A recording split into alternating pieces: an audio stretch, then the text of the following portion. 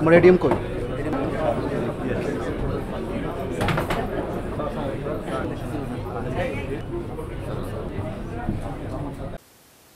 ভাই ও বোনেরা, আসসালামু আলাইকুম। পুজো উপলক্ষে কিন্তু তারা আবার করা শুরু করবে।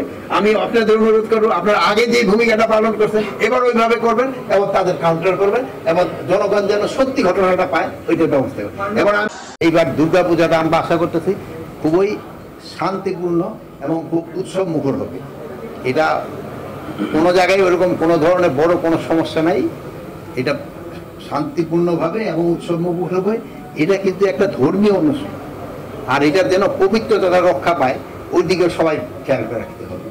তবে জানেন যে যারা এই উদযাপনটা করতেছে তাদের ভিতরে একটা ভাগ আছে, কেউ বলে 2 ভাগ, কেউ 3 ভাগ। বাট যেহেতু এটা একটা ধর্মীয় অনুষ্ঠান, আমার মনে হয় এই ধর্মীয় উৎসবটা পালন করার জন্য কোনো ধরনের বাধা হবে না।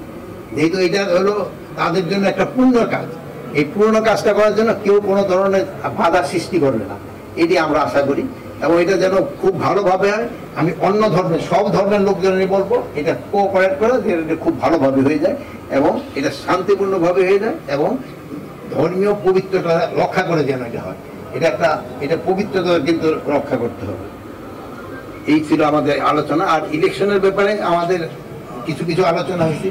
যে ইলেকশনটা যেহেতু ফেব্রুয়ারি মাসের ইলেকশন, এটার জন্য কিছু কিছু কি প্রস্তুতি, এক একজনের এক এক ধরনের সাজেশন ছিল, ওটি শোনা।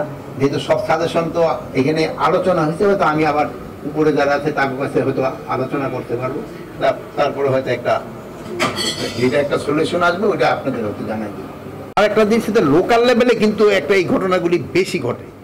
এই ধরেন যে ছোটোখাটো কোনো ঘটনা ঘটে, আপনি যেটা বললেন যে কিছুই ঘটে নাই কিন্তু মিডিয়ায় চলে আসছে, আর এটা দেখবেন প্রচারও কিন্তু খুব তাড়াতাড়ি হতে থাকে।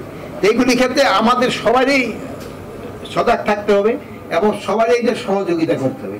এবং বাহিনী প্রধানদের আমরা তাদের ইনস্ট্রাকশন দিয়ে দিচ্ছি এই ক্ষেত্রে যারা জড়িত তাদের আইনের আওতায় নিয়ে আসে। আর এটা তাদের আইনের আওতায় নিয়ে আসার জন্য আমি আপনাদেরও সাহায্য সহযোগিতা চাচ্ছি। আপনারা যদি পয়েন্ট আউট করে দেন তো খুব তাড়াতাড়ি তাদের আইনের আওতায় নিয়ে আসা যায়। এই জায়গায় এই সমস্যাটা আছে, কিন্তু সেটা কিন্তু উদ্ধার হচ্ছে এবং ইলেকশনের আগে আরও উদ্ধার হবে। এবং এবার আমার আইন শৃঙ্খলা বাহিনীর প্রস্তুতিও খুব ভালো এবং তাদের প্রশিক্ষণ কিন্তু শুরু হয়ে গেছে।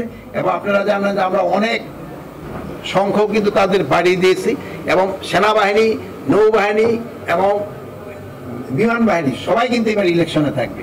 এখন ধরুন মাঠে 30,000 মতো আছে সেনাবাহিনী, ওই সময় প্রায় 1 লাখের মতো থাকবে সেনাবাহিনী, নেভি থাকবে, এয়ারফোর্স থাকবে এবং আমাদের তো পুলিশ আছে, বিজিবি আছে, আনসার আছে, কোস্টগার্ড আছে, র্যাব আছে, তারপরে তো সর্বোপরি প্রশাসন রয়ে গেছে।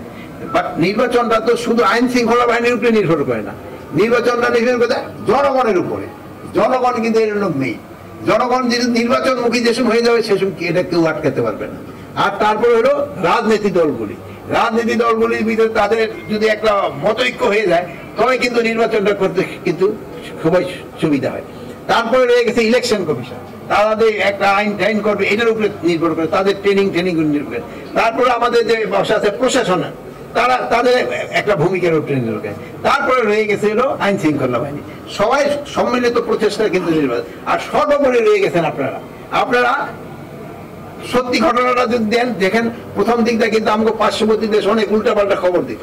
আপনারা কিন্তু এটা কাউন্টার করায়, আপনারা সত্যি খবরটা দেওয়া, কিন্তু এখন কিন্তু তাদের সংখ্যাই ডিসিএসপি এবং এদেরও সবাই বলছি, ঘটনা ঘটার সাথে সাথে সত্যি ঘটনাটা আপনাদের কাছে কিন্তু প্রকাশ করে দেয়।